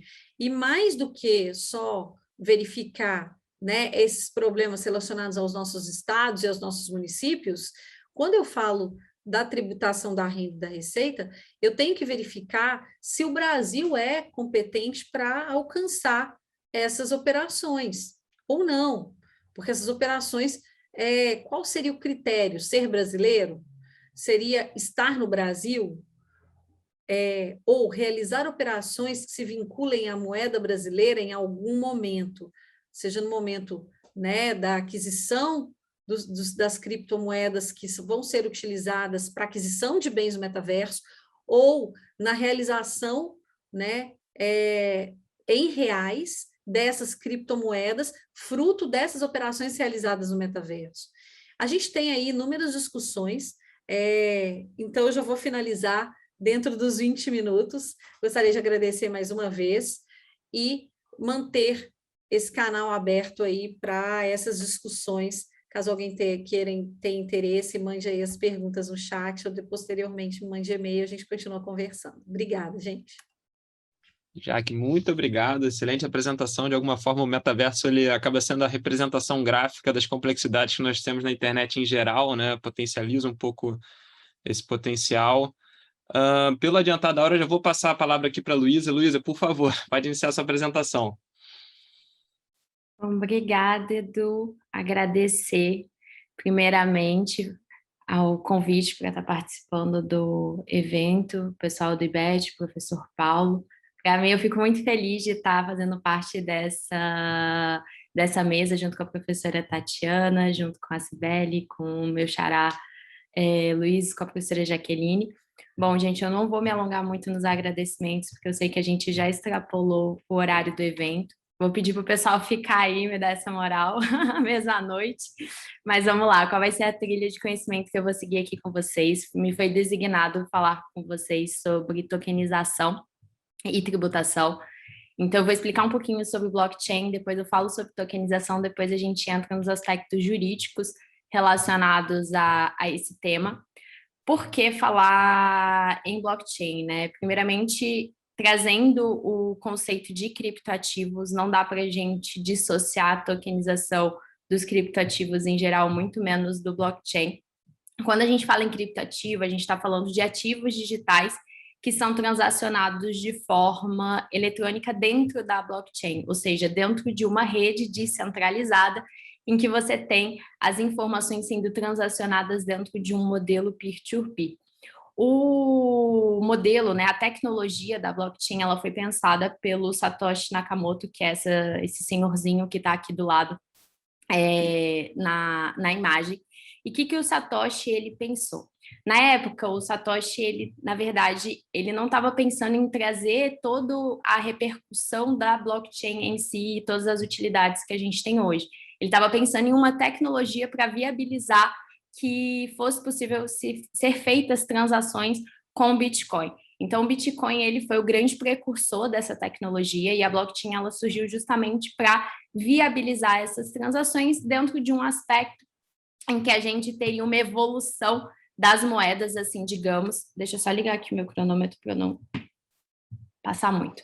Em que a gente teria uma evolução das moedas, em que você teria desde vindo do escambo, evoluindo para os metais preciosos, depois vindo a moeda fiduciária, chegando numa moeda digital. E a ideia do Satoshi foi muito trazer a questão da descentralização, como a professora Tatiana falou.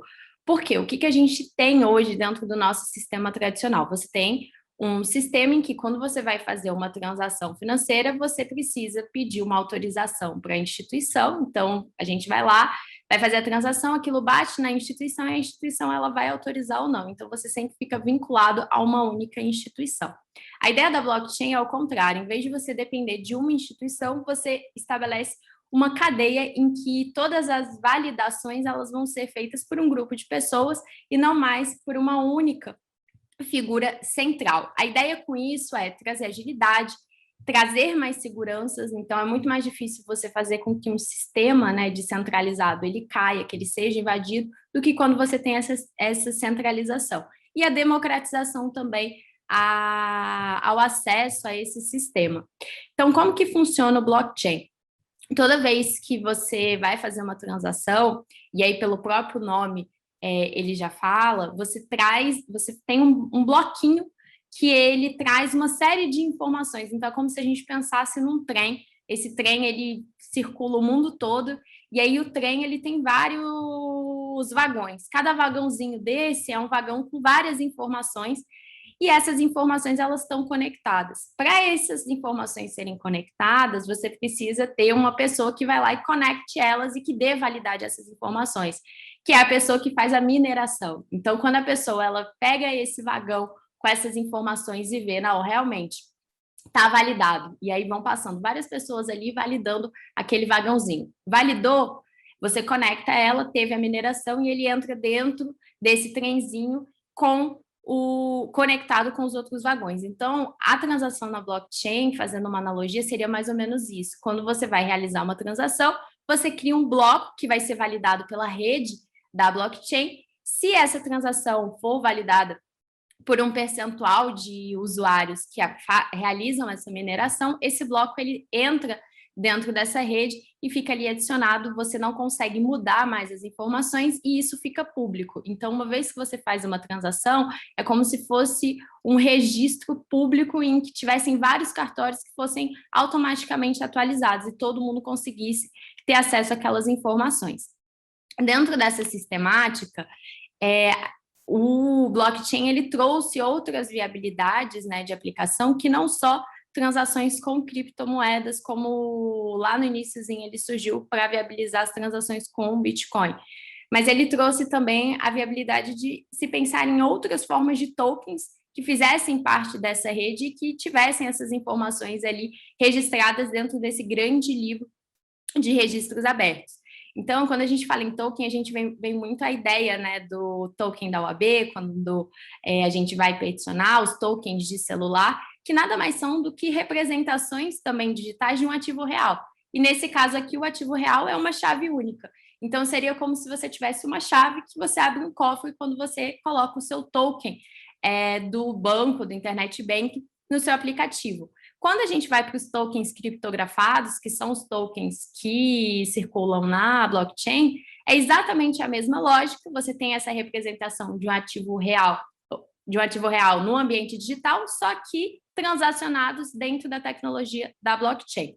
E aí, quando a gente fala em tokenização, é justamente esse ato de você transformar esse ativo que antes estava em um ambiente físico em um ambiente digital ou em fragmentos de ativos digitais. Então, a gente tem essa diferenciação do token com as criptomoedas, em que o token ele é o gênero dessa representação digital e as criptomoedas nada mais são do que uma espécie de token. Então, dentro dessas opções de token, a gente tem as NFTs, a gente tem os tokens de security, tem os tokens de utilidade, tem os tokens de pagamento. Então, são várias aplicações que a gente pode dar a eles.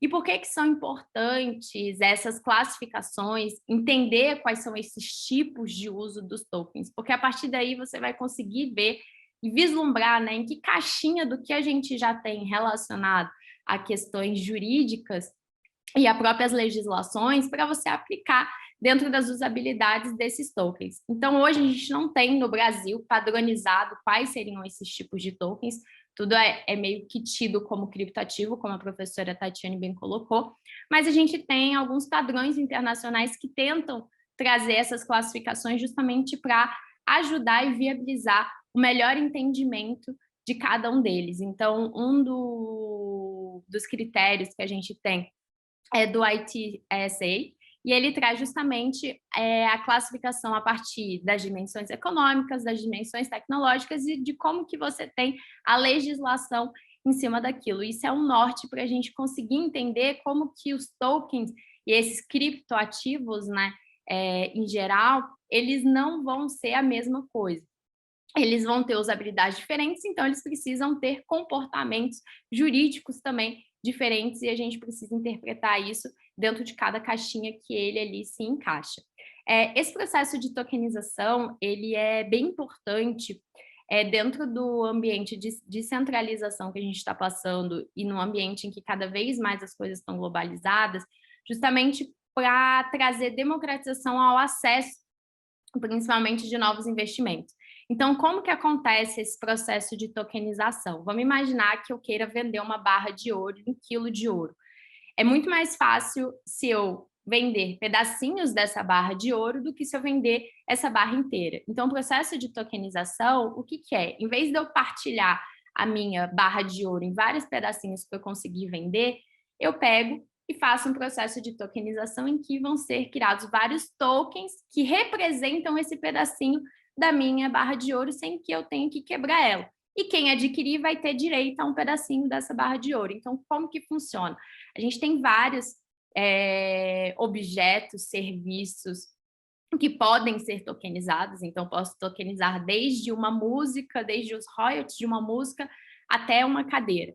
E aí a ideia é que eu pense quais vão ser todas as regras contratuais, quais vão ser todas as regras jurídicas em cima daqueles procedimentos que vão ser realizados com esse bem material, e aí eu crio um token que vai estar vinculado a essas regrinhas. E quem adquirir esse token, ele vai ter direito a um pedacinho daquele bem real ali, mas submetido a essas regras, que são as regras que estão dentro dos smart contracts. E com isso eu consigo angariar grandes valores e levantar fundos, eventualmente, sendo que você não vai mais precisar de uma só pessoa para adquirir aquele bem. Você consegue partilhar isso em parcelazinhas e a alocar mais pessoas dentro daquelas transações.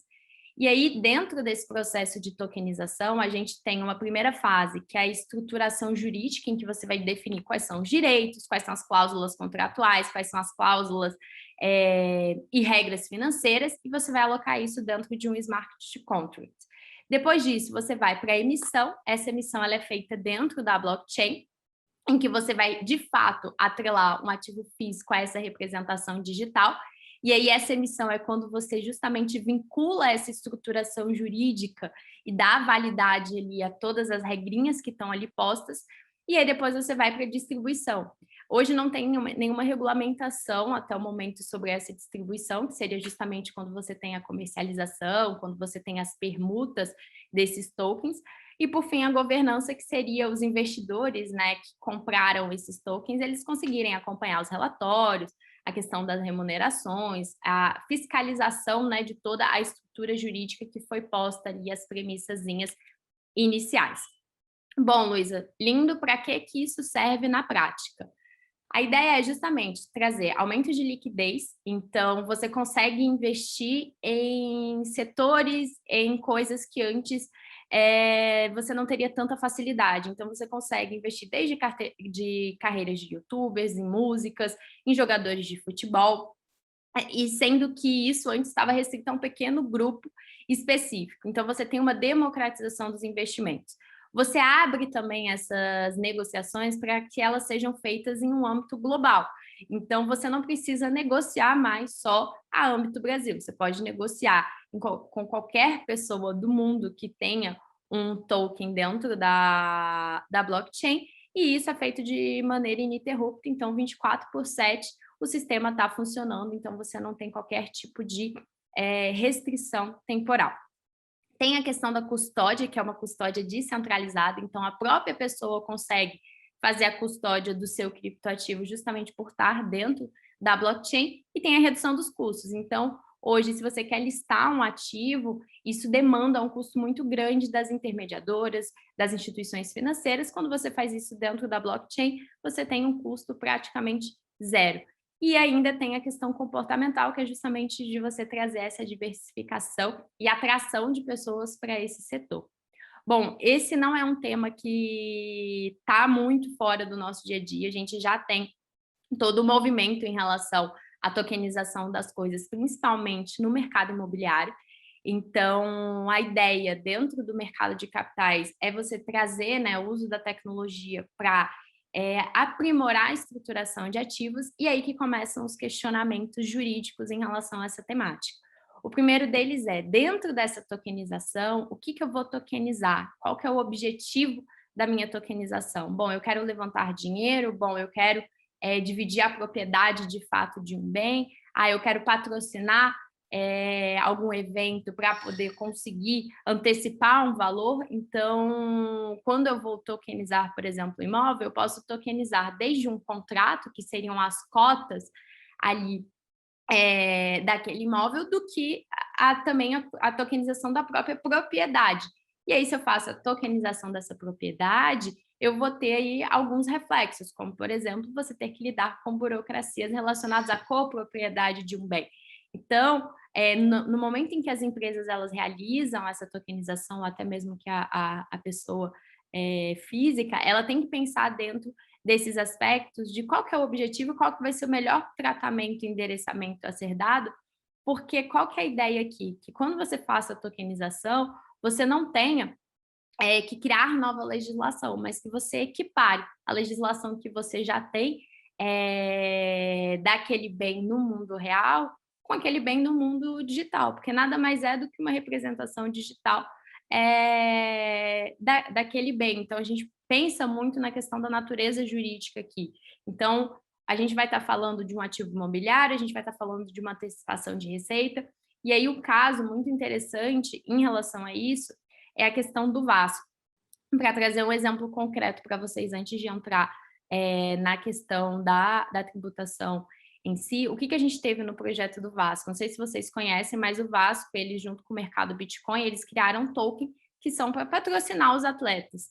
E aí, a ideia da recompensa desses tokens é que quando o atleta ele seja vendido, né, as pessoas que investiram ali, compraram os tokens em relação a aquele atleta, elas sejam recompensadas.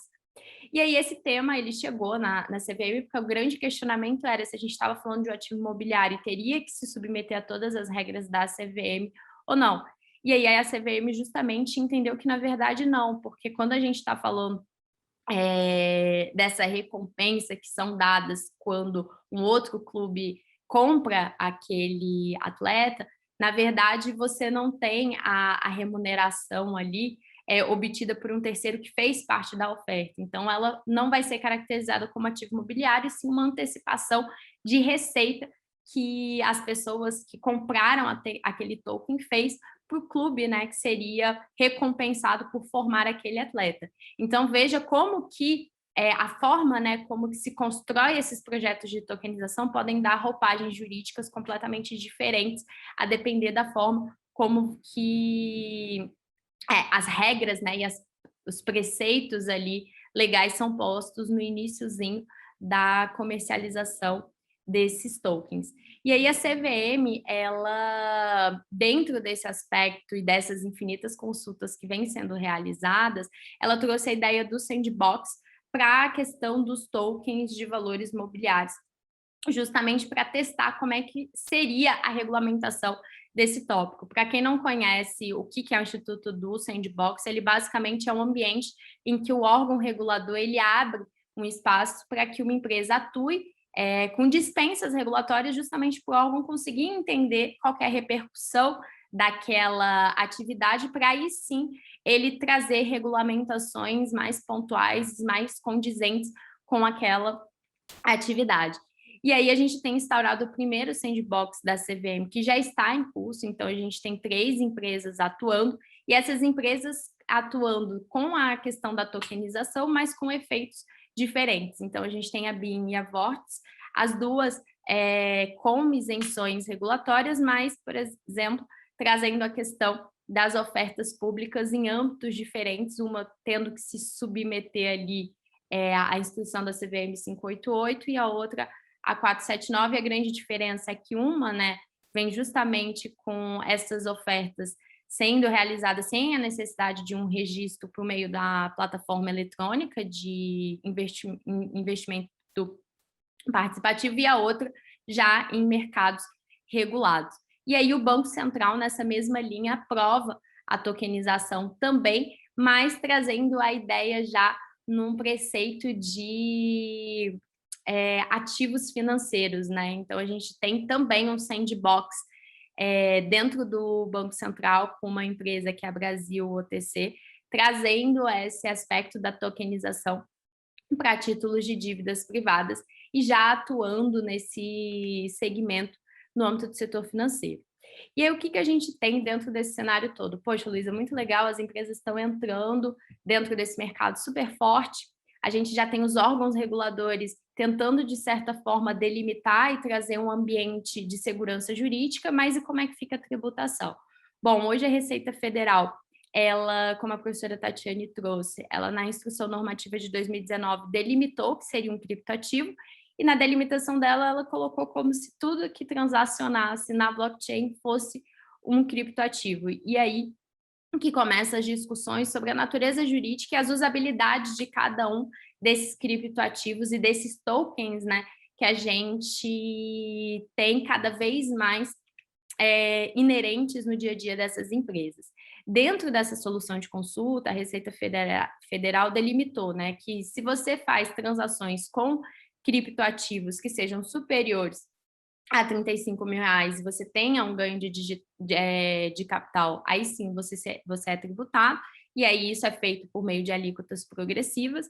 E se você adquire, né, as NFTs, que são os tokens não fungíveis, aí sim você tem acima de R$5 mil, você tem que declarar, e se você tiver o ganho de capital, aí sim incide imposto de renda. Então, já me direcionando para o final. O que a gente tem hoje em questão de tributação quando a gente fala em criptoativo? Tudo tem sido visto como ativos financeiros. Então, se uma pessoa compra uma NFT, por exemplo, ou uma moeda digital, e ela tem um ganho de capital, ou ela faz alienação ali dentro da modalidade de permuta, ela vai ter a apuração do imposto de renda sobre o ganho de capital. E as empresas, por outro lado, você vai justamente analisar se dentro ali da receita obtida, se ela vai ser operacional, se ela não vai ser, como que foi realizada a questão do registro contábil. Então, você tem toda uma roupagem em relação à questão dos ativos financeiros. Mas, quando a gente vai olhar para a viabilidade dos usos dos tokens e como que a gente enxerga isso na prática, surgem alguns questionamentos como, poxa, se a gente está falando de um token de imóvel, teria como a gente aplicar toda a roupagem jurídica dos imóveis reais? Então, se eu estou adquirindo token para participar ali da venda de um imóvel, eventualmente quando isso for realizado, quando eu compro vários tokens, será que existe a possibilidade de isenção do imposto de renda quando você tem aquisição de um imóvel ou mais dentro do prazo de 180 dias? Então, dentro dessa transferência desses tokens, você teria justamente a questão de ser realizada uma transação imobiliária, ou a gente vai encarar ainda essas transações de tokens imóveis como se fossem ativos financeiros? Dentro da questão dos próprios ativos financeiros, bom, se a gente for considerar como ativo financeiro, então, dentro disso, uma cota de um fundo de investimento imobiliário, quando você tem os rendimentos ali relacionados ao ganho de capital, você teria a aplicação de todos os benefícios e toda a roupagem jurídica que a Lei 8.688 de 93 traz, e aí a gente teria, na verdade, uma tributação não progressiva a partir dos 15%, né, mas sim a alíquota de 20%, como o artigo 17 delimita. Então, a gente vê que, na verdade, eu já estourei o meu tempo aqui, a forma, né, de como a gente utiliza esses tokens e como esses tokens eles surgem, né, para que finalidade? Você tem várias roupagens jurídicas e várias naturezas jurídicas que você poderia enquadrar. Então, na verdade, e aí eu não vou extrapolar muito tempo, porque eu sei que já está tarde, quando a gente fala desde as NFTs, que são os tokens não fungíveis, até esses tokens que são obtidos dentro de transações de ativos mobiliários, os tokens também que são realizados transações com criptomoedas, cada um ele tem a sua usabilidade. Então, não teria como, e aí eu vou dar uma passadinha aqui, não teria como a gente chegar e colocar tudo do mesmo saco. E aí tem até um artigo bem interessante sobre esse tema, que fala que é justamente separando o joio do trigo, né? Então, que nem quando a gente fala do ouro, a gente pode ter o ouro, ele lastreando uma operação, e aí você tendo ali ele como um ativo financeiro incidindo, né, o IOF, você teria o ouro quando ele está em um formato de uma joia, na verdade, ele sendo encarado como uma mercadoria, e aí sim, incidindo ICMS em cima disso. Então, dentro dessa roupagem, né, quase de um camaleão, que os NFTs, que os tokens em gerais, eles adotam, qual que é a melhor enquadramento jurídico dentro do que a gente já tem, que a gente pode interpretar cada uma dessas operações e aí sim tributar da melhor forma possível. E aí, só trazendo um pouquinho do cenário atual, o que a gente tem hoje em relação à questão dos tokens. É um mercado extremamente aquecido, a gente tem o Senado aprovando o marco regulatório das criptomoedas, mas não englobando toda a questão dos criptoativos, mas o mercado urgindo, né, por algum tipo de regulamentação, nem que seja uma autorregulamentação ou uma regulamentação infralegal, para que se tenha mais segurança jurídica e que se atraia cada vez mais investimentos. Bom, a minha ideia aqui era mais trazer instigações, né, do que respostas, até porque esse tema é um tema que ainda está muito incipiente aqui no Brasil, mas eu fico super aberta para depois continuar o debate com quem tiver interesse sobre essa temática. Obrigada, gente. Luísa, muito obrigado. Esse tema que você apresentou, acho que ele relembra um pouco um tópico que Xavier abordava nas suas lições, que era a organização, a classificação dos bens conforme eles fossem eles mesmos os bens dotados de valor ou bens representativos de outros, né? E quando você tem um criptoativo que ele possui um valor em si próprio, muitas vezes o token, na verdade, ele está representando um outro fato jurídico, um outro negócio jurídico, e, na verdade, enfim, ele é só um elemento representativo desse outro fato ou negócio jurídico, que é o que a lei tributária vai acabar buscando em última instância. Cara, dado o avançar da hora, infelizmente não conseguiremos fazer o debate, mas eu agradeço muitíssimo a participação de todos os palestrantes, Luiz Roberto Peroba, Tatiana Psitelli, Luísa, Cibele, Jaque. Foi um prazer conversar com todos vocês. Espero que o público tenha gostado da apresentação de todos, assim como eu gostei. Um abraço para todos e agradeço ao público aí por permanecer conosco até o final. Obrigada, Edu. Tchau, tchau. Obrigada, Tchau. boa noite. Tchau. Boa noite. Tchau, gente.